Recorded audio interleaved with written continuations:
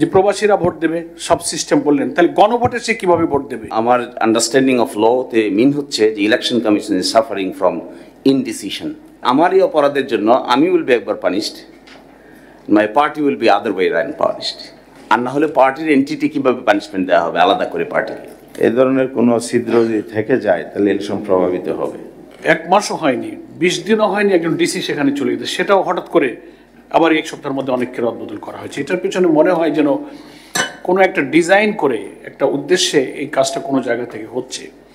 তো after declaration of schedule আমরা যেটা জানি, ইলেকশন কমিশনের আওতায় আসবে অনেক এখতিয়ার এবং দায়িত্ব, প্রশাসনের রদবদল ইত্যাদি।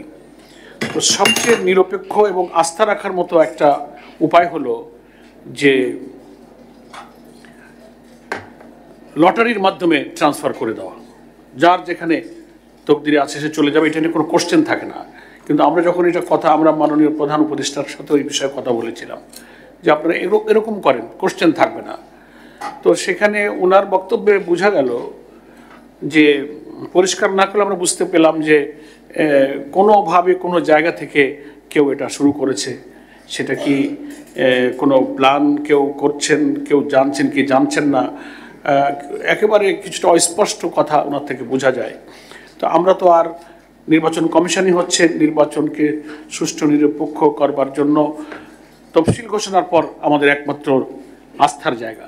সেখানে আমরা একটু আপনাদের দৃষ্টি আকর্ষণ করলাম যে একটা চেঞ্জ আমরা ইতিপূর্বে 2-1টা ইলেকশন কমিশনের সময় দেখেছি যে তফসিল ঘোষণার পরই একদিনে এক রাতে সব ডিসি, এসপি, পুলিশ সুপারদেরকে রদবদলের ঘটনা ঘটেছে, যাতে কিন্তু আস্থা রেখেছে, কমপ্লেন ছিল না। এইরকম একটা সিদ্ধান্ত না নিলে এখন যা হচ্ছে এটা কিন্তু একটা পরিকল্পিত একটা ইন্টেনশানে এটা কিন্তু করা হচ্ছে। এটা আমরা আবারও একটু গুরুত্বের জন্য আমি যোগ করলাম। নেক্সট হচ্ছে ত্রয়োদশ জাতীয় সংসদ নির্বাচনের সঙ্গে কিন্তু জুলাই জাতীয় সনদ এবং গণভোট, এই দুটো প্রশ্ন কিন্তু একেবারে খুবই প্রাসঙ্গিক এই ত্রয়োদশ জাতীয় সংসদ নির্বাচনের সঙ্গে। কিন্তু আপনাদের এই আচরণবিধিতে ইভেন গতকালকে আপনারা প্রবাসীদের ভোটের ব্যাপারে যে প্রেজেন্টেশন করলেন এটা পরিষ্কার হয়নি। সেটা হচ্ছে যে একই দিনে গণভোট আর জাতীয় নির্বাচনের ঘোষণা প্রধান উপদেষ্টার ভাষণে এসেছে, গেজেটও সেটা এসছে। যদি আমরা দল হিসেবে জামাত ইসলামী সহ কেউ আমরা আগের কিছু যুক্তির কারণে বলেছিলাম যে আমরা গণভোটটা আগে হওয়া উচিত, জুলাই সনদে কি কি সংস্কার হতে যাচ্ছে, কোনটায় ভোটাররা হা বলবে না বলবে, সে যদি আগে থেকে তার মাইন্ডসেট করতে না পারে, বুঝতে না পারে বিদ্যমান রাষ্ট্র কাঠামোর কী কী পরিবর্তন হলো, কোনটায় আমি হা বলবো, সে যদি বুঝতে না পারে তো হা কি বলবে না কি বলবে, তো একই দিনে 2টা ভোট হলে সে তো বুঝতে পারবে না। তো যাই হোক, আমরা এ দাবি এসব যুক্তি পেশ করেছিলাম, কিন্তু ঘোষণা করার পরেও কিন্তু আপনাদের এই আচরণবিধিতে গতকালকেও এটা আমরা দেখতে পেলাম না যে প্রবাসীরা ভোট দেবে সব সিস্টেম বললেন, তাহলে গণভোটে সে কীভাবে ভোট দেবে? গণভোটের ব্যাপারে প্রবাসীদের ভোটের তাদের তো ব্যালট আলাদা, সিস্টেম আলাদা, একই সিস্টেমে কিভাবে তারা ঢুকবে? তারপর হচ্ছে যে জুলাই সনদের যে সাবজেক্টগুলো ন্যাশনাল কনসেনসাস কমিশনে একমত হয়ে যেটা ভোটে যাচ্ছে, এটাকে তো জাতিকে জানানোর জন্য পাবলিক করতে হবে। এটাকে ইলেকশন কমিশন তার ওয়েবসাইটে দেবেন, প্রচারপত্র, পুস্তিকা, পাবলিকেশন, পাবলিসিটি করবেন, সে সম্পর্কে কিন্তু কিছু আসেনি। জনগণ যে যারা চাইবে তারা হা বলবে, তো তাকে তো বুঝতে হবে স্বল্প শিক্ষিত কম শিক্ষিত ভোটারকে এই জুলাই সনদটা কে ম্যাচিউর করবে, কে লার্নেট করবে, এটা একটা প্রশ্ন। এ দায়িত্বটা তো নির্বাচন কমিশনের আছে। নেক্সট হচ্ছে যে প্রবাসী ভোটের ক্ষেত্রে আমাদের প্রবাসের থেকে খবর আসছে এনআইডি অল্টারনেটিভ, যদি কোনো কারণে এনআইডি কোনো জটিলতায় সে এটা করতে না পারে, তাহলে তার পাসপোর্ট আছে। পাসপোর্টটা একটা খুব গুরুত্বপূর্ণ ডকুমেন্টস একজন নাগরিকের জন্যে। আমরা আগেও বলেছি যে যদি কোনো কারণে এনআইডি কোনো জটিলতার কারণে সে রেডি হতে না পারে, তো তার অল্টারনেটিভ পাসপোর্টের মধ্য দিয়ে সে এখানে ভোটার রেজিস্ট্রেশন করতে পারে কিনা, এ বিষয়ে গতকালকেও কোনো আলোচনায় আসেনি। আর আমাদের এখনকার আচরণবিধিতে লাউড স্পিকার ব্যবহারে বলা হয়েছে যে একই সময়ে নির্বাচনী এলাকায় 3টা লাউড স্পিকার ব্যবহৃত হতে পারবে, যেটা দেখলাম। তো আপনারা জানেন একটা নির্বাচনী এলাকায় 15, 20, 21, 18, 16টা করে ইউনিয়ন আছে, বিরাট বিরাট নির্বাচনী এলাকা। তো একজন প্রার্থী বা তার পক্ষের ভোটাররা বিভিন্ন জায়গায় সভা সমাবেশ করবে। মাসটা যদি ফেব্রুয়ারি হয়, তো স্কুল কলেজের পরীক্ষা সাধারণত স্কুলের পরীক্ষাগুলো ডিসেম্বর নভেম্বরে হয়ে যাচ্ছে, ওটা যদি ফেব্রুয়ারি মাস হয়, তো এই যে একেবারে 3টা লাউড স্পিকারের মধ্যে সীমিত করে দিলে বিশাল নির্বাচনী এলাকা, এটা প্রার্থীদের জন্য ভোটারদের কাছে প্রচারণার একটু সংকট তৈরি হতে পারে। এটা আমরা পুনর্বিবেচনার জন্য আবেদন করছি। ভোটার লিস্টের ছবি, সহজে ভোটার লিস্ট আছে, সেই ছবিগুলি স্পষ্ট নয়, প্রিন্টিংয়ে এত স্পষ্ট যে চেহারা চেনা যায় না। এটা আমরা জামাত ইসলামীর পক্ষ থেকে আপনাদের সঙ্গে যখন ফর্মালি দেখা করে গেলাম, রিটেন 18টা দফায় আমরা পরামর্শ দিতাম, এটা একটা ছিল যে ভোটার লিস্টের ছাপা ছবিগুলো স্পষ্ট হতে হবে। চিনতে না পারলে ওখানে আর একটা ঝুই ঝামেলা হয়। এ ব্যাপারে আপনাদের একটা কথা বলা দরকার। নেক্সট হচ্ছে আর্মি ডিপ্লয়মেন্ট ভোট কেন্দ্রে।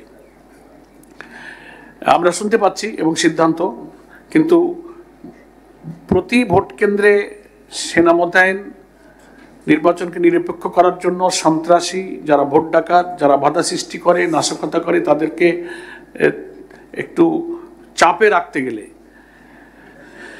ভোটারদেরকে সাহসী করতে গেলে যে না কোনো সমস্যা নেই, ভোট দিতে পারবা, তুমি ভোট কেন্দ্রে যাও, সেনাবাহিনীর ভোট কেন্দ্রে আছে, এই মেসেজটাই তার জন্য যথেষ্ট। কিন্তু সেই সংখ্যাটা অন্তত একটা ভোট কেন্দ্রে, যদিও ভোট কেন্দ্রের সংখ্যা অনেক, আমাদের দেশের সেনা সদস্যের সংখ্যার তুলনায় খুব বেশি না, অন্তত 3-4 জন বা 5 জন, একজন সেনা সদস্য একটা ভোট কেন্দ্রে দিলে এটা খুব একটা বেশি পরিবেশের জন্য গুরুত্বপূর্ণ হয় না। সংখ্যাটা একটু বৃদ্ধি করে অন্তত 5 জন সেনা সদস্য একটা ভোট কেন্দ্রে। স্ট্রাইকিং ফোর্স তো থাকেই। এ ব্যাপারে আপনাদের কোনো সুনির্দিষ্ট পরিকল্পনা সেনাবাহিনীর সাথে আলোচনা নিশ্চয়ই হয়েছে বা হবে, যদি কিছু আমাদের জানবার মতো থাকে আপনারা এটা একটু জানাবেন। আর অঙ্গীকারনামার প্রশ্নে একটা হচ্ছে দলের অঙ্গীকারনামা, আর একটা হচ্ছে প্রার্থীর অঙ্গীকারনামা, তফসিলে যেটা দেখলাম। তো দলের অঙ্গীকারনামাটা তো দল দিবে, দলের পার্টি চিফ বা পার্টির পক্ষ থেকে সমমর্যাদার, সেটা ইলেকশন কমিশনে দিবে। প্রার্থী রিটার্নিং অফিসার বা সহকারী রিটার্নিং অফিসারের কাছে দিবে। ওই দলের অঙ্গীকারনামার জমা দেওয়ার বিধান যেখানে বলা হচ্ছে, সুনির্দিষ্ট করে বলা হচ্ছে না নির্বাচন কমিশনে দেবেন। তো এটা কি বলা হচ্ছে যে মনোনয়ন জমার দিনে বা সময়ে?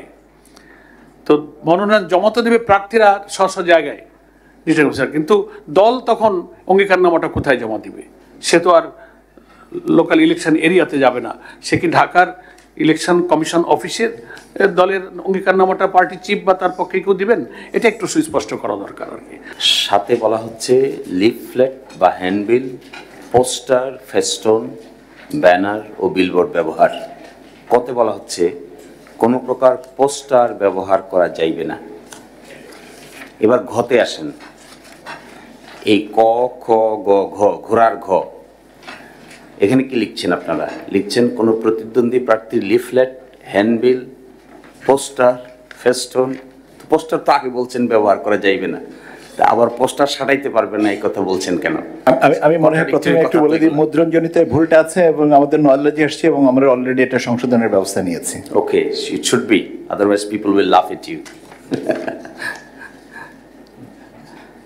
তারপরে আসেন, আপনারা যে বলছেন যে এগুলো 27-এ যান, কাইন্ডলি। বিধিমালা লঙ্ঘন শাস্তিযোগ্য অপরাধ। The representative of the people order 1972 এর আর্টিকেল 91B3 মোতাবেক কোনো প্রার্থী বা তাহার পক্ষে অন্য কোনো ব্যক্তি নির্বাচন পূর্ব সময়ে এই বিধিমালার কোনো বিধান লঙ্ঘন করিলে উহা হইবে একটি অপরাধ। You are creating an offense. Election Commission is giving birth to an offense in violation of the Acharon Bidhi. You are creating an offense. And তজ্জন্য তিনি 6 মাসের কারাদণ্ড অথবা অনধিক 1,50,000 টাকা অর্থদণ্ডে অথবা উভয় দণ্ডে দণ্ডনীয় হইবেন। তো এই আচরণবিধি খুঁজে তো পাওয়া যায় না। Who will impose the punishment? Where? আপনার এই আচরণবিধি তো নাই কোথাও। তো ওইটা বলতে হয়তো কোর্টটা কে নির্ধারণ করবে? Who will determine the forum? এই আপনার এই বিধান পড়ে মনে হয় না যে আপনি যে শাস্তিটা আরোপ করতে চাচ্ছেন, কে এই শাস্তি আরোপ করবে এই মর্মে আচরণ বিধিতে থাকা উচিত ছিল যে it will be determine in accordance with the RPO. Otherwise এটা পড়ে একটা কনফিউশন বিল্ড আপ হবে এবং একজন ব্যক্তিকে আপনারা 1,50,000 টাকা অর্থদণ্ড উভয়দণ্ড দণ্ডিত হইবেন, এটা ওই ব্যক্তিটা। আবার পরবর্তীতে খতে বলছেন কোনো নিবন্ধিত রাজনৈতিক দল নির্বাচন পূর্ব সময়ে এই বিধিমালার কোনো বিধান লঙ্ঘন করিলে উহা হইবে একটি অপরাধ। তোর জন্য উক্ত রাজনৈতিক দল, what do you mean by that? কোনো রাজনৈতিক দল, আগে তো পানিশমেন্ট দেওয়া হচ্ছে পার্টিকুলার পার্সনকে, তাহার পক্ষে বা কোনো প্রার্থী বা তাহার পক্ষে অন্য কোনো ব্যক্তিকে পানিশমেন্ট দেওয়া হচ্ছে। খতে এসে পানিশমেন্ট দেওয়া হচ্ছে দলকে। তা হাউ উইল ইউ ডিটারমিন যে ঘটনাটা ঘটবে একজন ব্যক্তি ভায়োলেট করবে? Suppose I as a candidate violated your rules, I have been imposed punishment for 6 months, and at the same time my party will be punished for 1,50,000. এটা মনে হচ্ছে তো it's not clear. What you are saying is not sufficiently clear. তাহলে আমার এই অপরাধের জন্য আমি will be একবার punished, my party will be other way around punished. আর না হলে পার্টির এন্টিটি কিভাবে পানিশমেন্ট দেওয়া হবে আলাদা করে পার্টিকে? That should be determined, otherwise confusion হবে। এরপরে এই যে কমপ্লেনটা, আমরা যে কমপ্লেন করব বলছেন ইন ভায়োলেশন, নির্বাচনী ইশতেহার পাঠ আচরণবিধি প্রতিপালনের ঘোষণা করব এবং তারপরে আমরা যে কমপ্লেন করব, কমপ্লেনটা নির্বাচন পূর্ব অনিয়ম 26-এ বলতেছেন এই বিধিমালার যে কোনো বিধানের লঙ্ঘন নির্বাচন পূর্ব অনিয়ম হিসেবে গণ্য হইবে এবং উক্তরূপ অনিয়মের দ্বারা সংক্ষুব্ধ ব্যক্তি বা নিবন্ধিত রাজনৈতিক দল প্রতিকার চাহিয়া নির্বাচনী তদন্ত কমিটি বা কমিশনের নিকট দরখাস্ত পেশ করিতে পারিবে। এবং তার ডিসপোজাল কি হবে, কতক্ষণের মধ্যে ডিসপোজাল করবে? It's very quick done, things will be quickly done, every moment এখানে ইম্পর্টেন্ট হবে। আমি এখন গিয়ে দেখতে পেলাম আমার ইলেকশন ভায়োলেশন হচ্ছে এক জায়গায়, আমি আপনাকে কমপ্লেন দিলাম, আপনাদের বাধ্যবাধকতা থাকা উচিত so quickly you will dispose of this, otherwise আপনাদের সামনে তো কোনো ইয়ারস্টিক নেই। আমি কমপ্লেন দিয়ে বসে থাকবো, আপনারা ডিসপোজ করবেন না, আমার আর কিছু করার থাকবে না। সুতরাং you should have a time limit, time frame, যে এত ঘন্টার মধ্যে এত সময়ের ভিতরে আপনারা এগুলো ডিসপোজ করবেন। এখানে একটা ইনক্যাপাসিটির প্রশ্ন দাঁড়াইতে পারে, রাষ্ট্র ওয়াইজ, সারা দেশ ওয়াইজ হবে, কমপ্লেন শত শত পড়তে পারে। এই শত শত কমপ্লেন ডিসপোজালের সময়সীমা নির্ধারণ করা উচিত। এর আগে 24-এ বলছেন, এটাকে মনে হচ্ছে না তো ম্যান্ডেটরি, এটা মনে হচ্ছে একটা অপশনাল কিছু বলে দিচ্ছেন, যে প্রতীক বরাদ্দের পর পারস্পরিক সম্প্রীতি সৌহার্দ্যপূর্ণ পরিবেশে নির্বাচনী প্রচারণার উদ্দেশ্যে রিটার্নিং অফিসার বা সহকারী রিটার্নিং অফিসার একই মঞ্চে সকল প্রার্থীদের উপস্থিতিতে তাহাদের নির্বাচনী ইশতেহার পাঠ এবং আচরণবিধি প্রতিপালনের ঘোষণা প্রদানের ব্যবস্থা করিতে পারিবেন। Do you mean this is mandatory or এক জায়গায় করবে আরেক জায়গায় করবেন এরকম, নাকি চাইলে পারবে চাইলে পারবেন? আমার মনে হয় আপনাদের এখানে ইনডিসিশনে ভুগছেন। অপশনাল বোঝা যায় হোয়াট ইজ আমার আন্ডারস্ট্যান্ডিং অফ ল তে মিন হচ্ছে যে election commission is suffering from indecision. কোথা থেকে আপনারা ইনডিসিশনে ভোগেন I don't know, but you are suffering from some sort of indecision. আপনারা একদিকে বলছেন করিতে পারিবেন, সুনামগঞ্জের করতেই যদি হয় তাহলে আপনারা এটা করবে কে? ডিসি সাহেব, তো রিটার্নিং অফিসার তো ডিসি সাহেব, তো ডিসি সাহেব করবেন, তো চট্টগ্রামে ডিসি সাহেব করবেন, সিলেটের ডিসি সাহেব করবেন না, আবার বগুড়া ডিসি সাহেব করবেন, ফরিদপুরে ডিসি সাহেব করবেন না, কেওয়াস হবে। এগুলো নিয়ে আরেকটা ইস্যু বিল্ড আপ হবে। যদি মনে করেন যে আমরা এই বিতর্ক করবো প্রার্থীরা, make it equal to each and every day, তাহলেই নতুনত্বটা আসবে। আমার ধারণা এই আলোচনাটা আপনারা একটা নতুন কালচার ডেভেলপ করার জন্য এনেছেন, যেটা কনস্ট্রাকটিভ বাংলাদেশের কথা আমরা যে বলছি এটাকে সামনে রেখে, কিন্তু এটাকে আমার বিবেচনায় সকল ক্ষেত্রেই প্রযোজ্য করা উচিত। Let it be discussed in every district.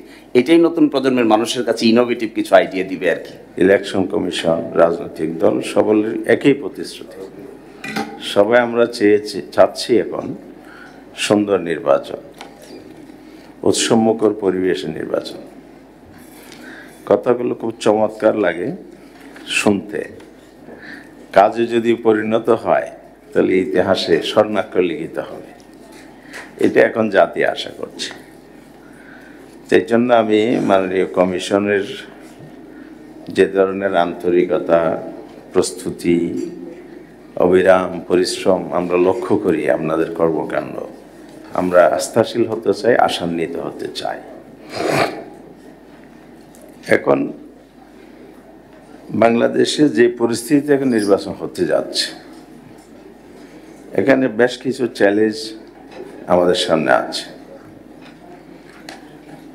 Number 1 হচ্ছে পরিস্থিতিটা ইটসেলফ একটি বড় ধরনের চ্যালেঞ্জ সামগ্রিকতা বিবেচনায় আনলে। কারণ বাংলাদেশ বিগত দিনে রাষ্ট্র কাঠামো সব ধ্বংস হয়েছিল, কিন্তু পুনরুদ্ধার এখন আমরা করতে পারিনি। আমাদের একটা দুর্বল কাঠামোর উপর দাঁড়িয়ে কিন্তু ইলেকশনটা করতে হচ্ছে, এটা আমাদের অবজারভেশন। এটা রাষ্ট্রীয়ভাবে সব পর্যায়ে। আজকে রিলেভেন্ট হচ্ছে election commission. Election commission constitutionally স্বাধীন, এটা বলা আছে। প্রকৃত অর্থ তো বিগত দিনে স্বাধীন ছিল না। সবসময় গভর্নমেন্ট, বিশেষ করে পলিটিক্যাল গভর্নমেন্টের অধীনে নির্বাচন হয়েছে। কমিশনের কাঁধে বন্দুক রেখে শিকার হয়েছে। সবাই যেন ওনারা করেছেন, অপরাধ সব করেছেন, ইলেকশন কমিশনকে দিয়ে কাজে লাগিয়ে জাতিকে বোকা বানানোর চেষ্টা করছে। যাই দায়ভার ইলেকশন কমিশন করে এসেছে, যার পরিণতি প্রিভিয়াস ইলেকশন কমিশনের যারা দায়িত্ব পালন করেছেন বিগত 3টি নির্বাচনে তাদেরকে ভুগতে হচ্ছে। আমরা এটার পুনরাবৃত্তি চাই না। স্বাধীন হতে হলে তো অবশ্যই সাহসী হওয়া দরকার। আমরা আশাবাদী, আপনারা সাহসী।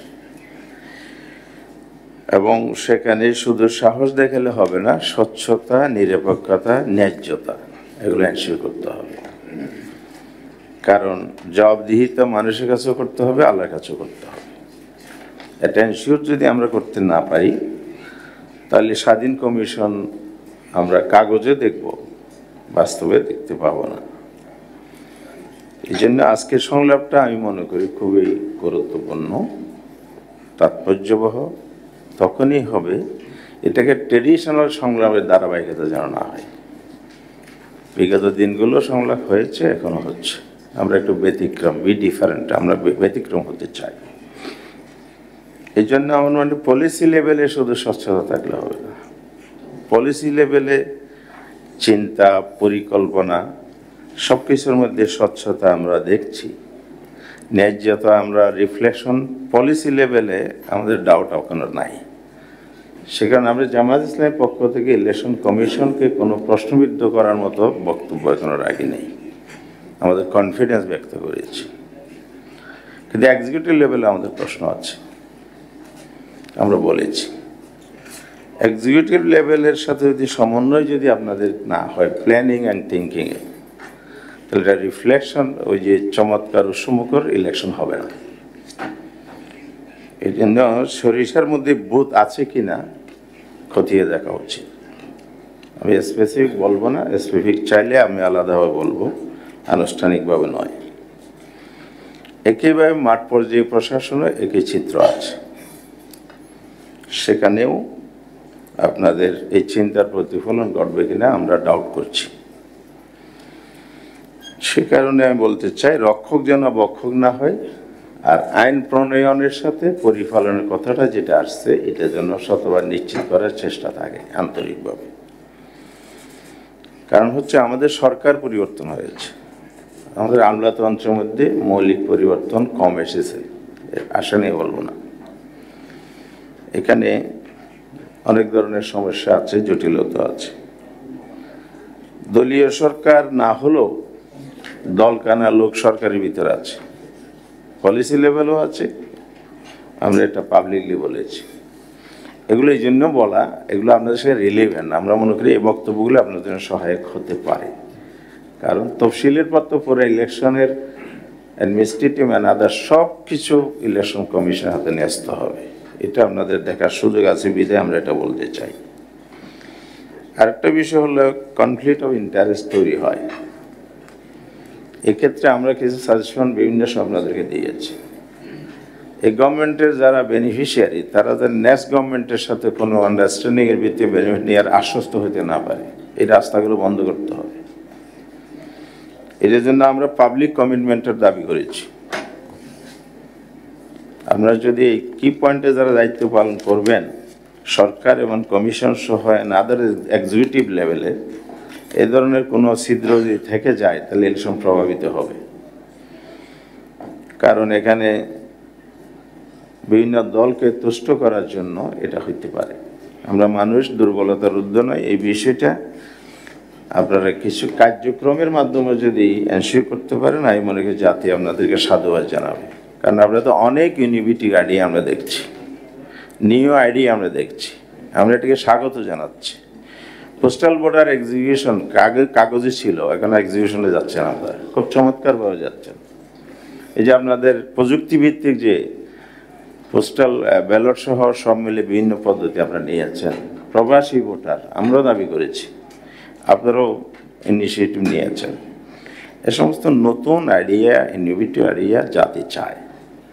কনফিডেন্সের জায়গা কিন্তু এগুলোই বাড়ে যে ইলেকশন এই কমিশন পারফরমেন্স করবে, কনফিডেন্ট এবং ভূমিকা রাখার মতো দক্ষতা এই কমিশনের আছে, এটা আমরা লক্ষ্য করছি। তবে এটাকে নষ্ট করে দিতে পারে যদি লেভেল প্লেইং ফিল্ড এনশিওর করা না যায়। ফার্স্ট ওয়ার্ক হচ্ছে লেভেল প্লেইং ফিল্ডের জন্য আপনাকে অবৈধ অস্ত্র উদ্ধার করতে হবে, এটা এখনো আমরা দেখছি না। এবং প্রি ইলেকশন কিন্তু একটা এনভায়রনমেন্টের কথা আমরা আপনাদের দৃষ্টি আকর্ষণ করেছি। আগেই যদি পরিবেশটা নষ্ট হয় তার ধারাবাহিকতায় আপনার তফসিলে যদি 1 মাস সময় দেন বা যা দেন তাহলে এই অল্প সময় কিছু করা যাবে না। এই জন্য ইলেকশন কমিশনের দায়িত্ব না থাকলেও, পাওয়ারের মধ্যে না থাকলেও গভর্নমেন্টের সাথে সমন্বয় করে কিন্তু এই পরিবেশটা তৈরি করা যায়। এখন হলো এলাকায় এলাকায় এগুলো নানা ধরনের ঘটনা ঘটছে। আর অবৈধ অস্ত্র উদ্ধারের পাশাপাশি বৈধ অস্ত্রটা নিয়েও চিন্তা করতে হবে, এগুলো জমা নেওয়া হয়, এটা শতভাগ এনশিওর হচ্ছে কিনা। আবার কোস্টাল বেল্টে যে সমস্ত মফস্বল বা ইন্টেরিয়র এরিয়া, হিল এরিয়া, এসব জায়গায় কিন্তু এগুলো কন্ট্রোলের বাইরে থাকে না। এখানে অবৈধ অস্ত্র কিন্তু উদ্ধার করাও যায় না, এবং উদ্ধারের নামে কিছু হয় অভিযান, সেগুলো আবার তারা সুযোগ নেয়, বৈধ অস্ত্রগুলো জমা হয়ে যায়, অবৈধ অস্ত্রধারীরা তখন আরও বেশি উৎসাহিত হয় কারেন্স করার ক্ষেত্রে। তো ফলে এই জনগণের নিরাপত্তা, ভোটাধিকার নিশ্চিত করা, এই জিনিসগুলো যদি আমরা এনশিওর করতে না পারি তাহলে ভালো কাজগুলো ব্যাহত হবে, নষ্ট হবে। প্রশাসনের বিষয়ে আমরা বলতে চাই, প্রশাসন প্রজাতন্ত্রের কর্মচারী, এটা আমাদের সংবিধানের কথা, কিন্তু নিয়োগ বদলির ক্ষেত্রে যদি স্বচ্ছতা না থাকে তাহলে এখানে ওই যে ইন্টারেস্ট অফ কমপ্লিট যেটা বলছিলাম, যে যেখানে যাকে দিয়ে কাজ করে তার মতো ডিজাইন করে, এগুলো থেকে যাবে। আমরা ইদানিং লক্ষ্য করছি গোয়েন্দা রিপোর্টের ভিত্তিতে নিয়োগ হচ্ছে, বদলি হচ্ছে। তো বদলির ক্ষেত্রে যদি আপনি ডিসিএসপি নিয়োগের ক্ষেত্রে যে রিপোর্টটা দেখা যায়, এটা এক পেশে, আমার কাছে কপি আছে, এক পেশে। এই কারণে আমি বলবো, এখানে একটা মন্তব্যের কলাম আছে, সেখানে কিছু কিছু কর্মকর্তার ক্ষেত্রে কমেন্টস করা হচ্ছে তিনি এই দলের সাথে সঙ্গে, পার্টিকুলার ওয়ান পার্টমেন্ট জামায়াত ইসলামের সাথে সম্পৃক্ত। বাংলাদেশে কি একটি দলের লোক আছে? আর কোনো দলের নাম এসবি রিপোর্ট, এনএসএ রিপোর্টে নাই। তার মানে কি এরা সব নিরপেক্ষ। এই পার্টিকুলার 10 জন লোক হলে এটা দলের, এদেরকে নিয়োগ দেওয়া যাবে না, এটা বাসায় না বললে রিপোর্ট এটা বলে। এই জন্য এই রিপোর্টের ভিতরে যে নিয়োগ হয়, আমরা কীভাবে ইলেকশন করে আমরা জানি না। ইলেকশন আগে আমাদেরকে হইসি করতে হবে, তখন আমাদেরকে নাম ধরে বলতে হবে, তখন এটা ইনডিসেন্ট। এই জন্য আমরা বলতে চাই শতভাগ লটারির ভিত্তিতে নিয়োগ, বদলি করতে হবে। বিশেষ করে DC, SP, election officer, YONO, এরপরে ওসি, এই লেভেলটা একদম, 1 মিনিট বলবো। এরপরে আমি বলতে চাই কেন্দ্র দখলের বিষয়টা বাংলাদেশের একটা কালচার, অপকালচার। সিসি ক্যামেরার জায়গা থেকে কমিশন কেন সরে আসছে আমরা জানি না, হয়তো বলবেন খরচ বেশি, তা আমরা আবার রিপিট করব, কস্ট বেশি। আপনাদের যারা কস্টিং দেয় কম্পিটিশনের ব্যবসার দিকটিতে, এটা আপনারা কতটুকু ভেরিফাই করে করছেন, এটা আমাদের কাছে স্পষ্ট নয়। তো যে কস্ট শো করা হয়েছে আমরা যখন ভেরিফাই করি মার্কেটে তখন দেখে যে না, কস্ট অনেক কম। এই বিষয়টা আমি এর সাথে অনুরোধ করছি আপনারা রিথিং করবেন, কারণ বডি ক্যামেরা এটা কোনো দিন ডকুমেন্ট প্রিজার্ভ করার জন্য সাফিসিয়েন্ট নয়। সে যদি ওই সময় টয়লেটে চলে যায়, সে যদি তখন ক্যামেরাটা ঘোরাই দেয়, সে যদি ইন্টেনশনালি এটাকে ডকুমেন্টকে ধারণ না করে মিস করার কোনো কৌশল নেই, আর কিছু করার নেই। সিসি ক্যামেরাটাই হলো সবচেয়ে রিলায়েবল ডকুমেন্টেশনের জন্য। এটা এনশিওর করেন আমি আবারও দাবি জানাবো আমাদের দলের পক্ষ থেকে। আর ব্যালট পেপারের ব্যাপারে একটু নজরদারি মেহরবানি করে আপনারা বানাবেন। এখানে ফলস ব্যালট পেপার ছাপানো থেকে শুরু করে যেগুলো আমাদের দেশে যে প্রশ্নপত্র যে নকল হয় জাতীয় বিষয়, এই যে ডাকসু চাকসু নির্বাচনে এই ধরনের অভিযোগ আমাদের সামনে, আমরা মিডিয়ার সামনে দেখেছি। কঠোর নজরদারির মাধ্যমে এটা করা উচিত। আর এক্সট্রা ব্যালট পেপার যেন না যায়, যদি সেটা আমরা কতটুকু কী করছেন আমাদের কাছে ক্লিয়ার না, হয়তো তার উপরে হবে।